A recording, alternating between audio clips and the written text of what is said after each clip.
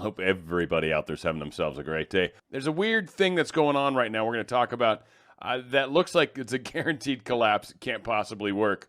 But that's what the deep state does. When things are good, fantastic. When things are bad, sucky. So, I think we've got some of that going on. Great news happening. Donald Trump, he had a great little thing going on last night. Was it Pennsylvania, I believe? So many of them. It was awesome. Got some stuff from that. Dinesh D'Souza as well. 2,000 Mules. We're making progress, folks. I think things are going to play out the way they play out. I don't think any of it's going to happen the way you and I want. Okay, so just kind of get ready for that. I think it's going to be better than horrible by far.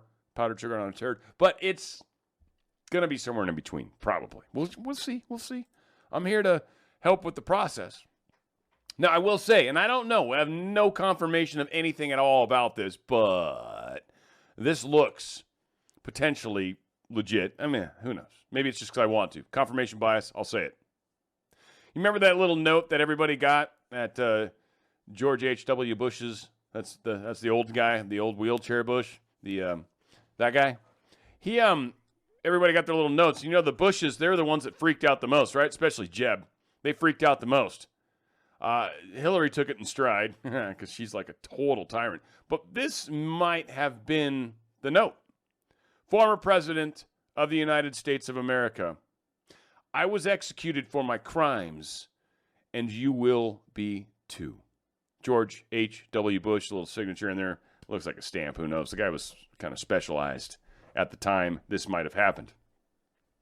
Many might wonder. Certainly a good place to start off. Also, something interesting to talk about. Vivek Ramaswamy, of course, had some interesting points to make. The ESG kings at BlackRock and Vanguard are the top two shareholders of the largest companies in nearly every sector, right? So BlackRock and Vanguard, right? Everybody knows they're buying all the houses. They're stockholders in everything. They're the biggest monetary fund on the planet. Both of these guys, they're 1 and 2. Now, who are they basically the biggest shareholders of? Well, you've got Microsoft and Apple, Disney and Paramount, JP Morgan, Goldman Sachs, just a few of them. Now, guess who's the top 2 shareholders of BlackRock? Just guess. Take a guess. I'm so grateful that this guy actually gave us the answer because I hate when they do that. Answer, Vanguard and BlackRock. Let's just make sure we saw the question properly. You got the capital then? Guess who the top 2 shareholders of BlackRock are? BlackRock themselves and Vanguard, the 2 largest shareholders on the planet. Snake eating its tail. You see, if one of these starts to fall, the other starts to fall, they start taking each other down. There's no other way around it. This is what's happening. This is what we're living through. We're getting the deep state off of their system. We're destroying the deep state. There's a lot of people that are like, but do we have to destroy the whole world as we know it? Well, it's got to transform. The entire world is literally built upon this deep state shenanigan. This is what they've been doing. They've been funding each side of the war. They've been, right? Like, this is nothing surprising. Now, Clarence Thomas, by the way, it's funny that it's not Judge Roberts, even though he's, I think, technically the main dude on the Supreme Court. But, some sure have said that he's dead. I can't verify any of that. I don't even want to pretend that I can. So, sure, maybe he is, maybe he's not, whatever. But he's there. He's still making noise. He just helped out in a case recently. I didn't want to say it was Texas. But Clarence Thomas is the one that seems to be the talker. He says Supreme Court can't be bullied, but that's what the leak was all about. Would uphold a Mississippi law banning abortions after 15 weeks of pregnancy and overturn the landmark 1973 Roe v. Wade decision that legalized abortion nationwide, or the way the deep state likes to think of it, constitutionalized that decision. The court confirmed the authenticity of the document but called it preliminary. The court is due to issue its ruling in the case by the end of June. Alito on Friday canceled his appearance at another court conference, instead sending a video message in which he told attendees it would have been impractical to attend, meaning a crap ton of security now because everyone hates my ass. Thomas, a native of Georgia, spoke at the 11th Circuit Judicial Conference, a gathering of lawyers and judges from Atlanta-based Federal Appeals Court and the Federal District Courts of Georgia, Florida, and Bama. On Thursday, Roberts told conference attendees that the leak was absolutely appalling, but vowed that it would not affect the court's work. Clarence Thomas made it clear the leak was a draft document was about bullying the Supreme Court into changing their minds. That's what Thomas is saying. That's why it was leaked. That's what they're saying.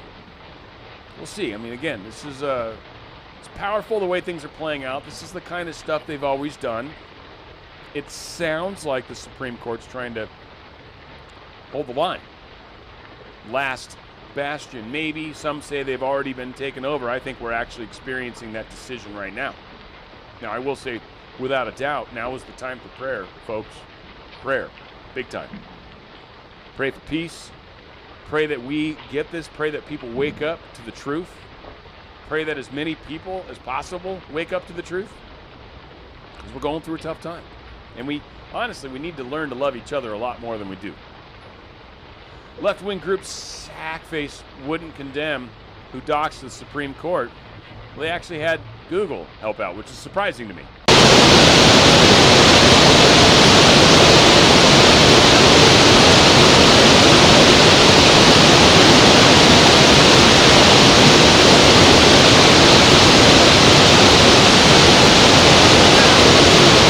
Shows where the Supreme Court people are because of this horrible hate group, and I don't even want to give him credit or points. I'm not even going to give the guy's name. It's not worth it. But he was talking about it. He was putting these little pins in maps, and they weren't exactly showing the address, but it was close. It was on the street that only had 17 houses, oddly.